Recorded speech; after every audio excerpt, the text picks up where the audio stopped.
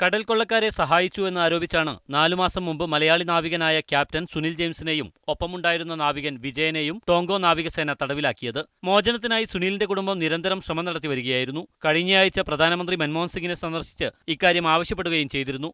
അവസാനം ടോങ്കോയിലെ Indian high commissioner ടോങ്കോ പ്രസിഡന്റുമായി നടത്തിയ ചർച്ചയെ തുടർന്നാണ് മോചനം സാധ്യമായത്.